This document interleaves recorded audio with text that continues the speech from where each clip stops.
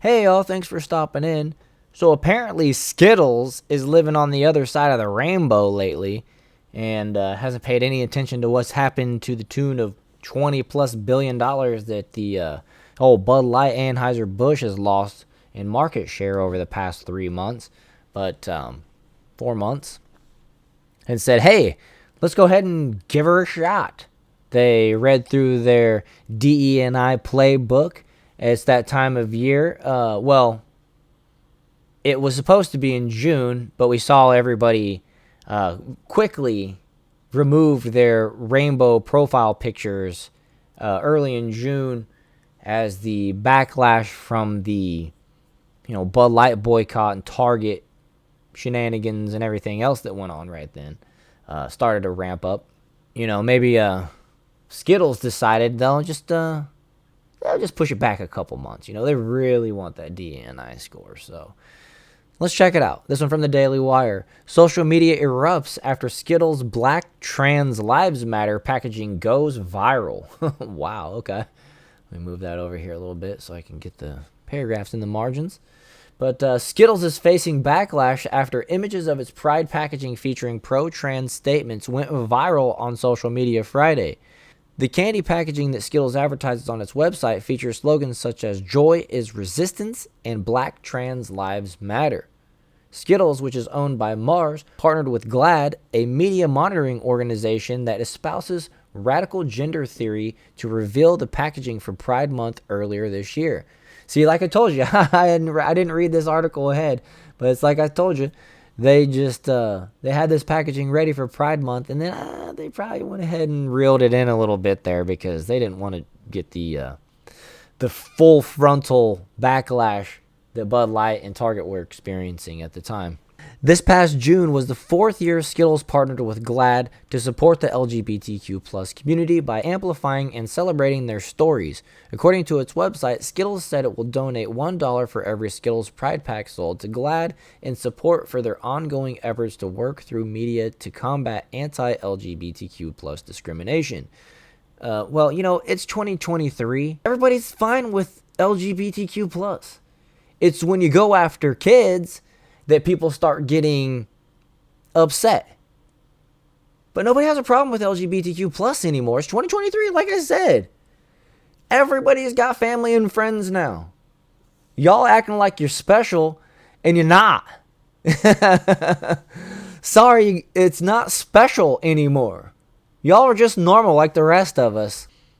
On its website, Skittles also promoted a podcast called Query, hosted by Cameron Esposito, who focuses on LGBTQ topics and activism. So that's where I can see the similarity between the Bud Light boycott and the Skittles boycott. Now, apparently Skittles hasn't came out and had some lady come out and say that, their Skittles eaters are fratty, humorless, whatever. But still, the fact remains. When you start coming after the kids, then people start having a problem. Like, how many points did this package score your DE&I? I would kind of like to see the stats.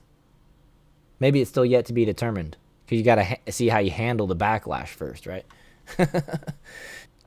Stay tuned for a Pride special themed miniseries of Query, where we dive deeper into queer storytelling and the artist that designed this year's Skittles Pride Packs, the candy brand says. So here's some tweets. Skittles is now running Black Trans Lives Matter on its packaging, and here's some of the images. For a short time in 2020, Skittles gave up the rainbow that famously done its colorful packaging for a black and white package to give the rainbow back to the LGBT community for Pride Month. Wait, you give the rainbow back to the LGBT community who took it from the Christian religion, where it was originally a symbol from God to humanity that he wouldn't flood the earth again. So Skittles was so advanced that they actually didn't use the rainbow during Pride Month.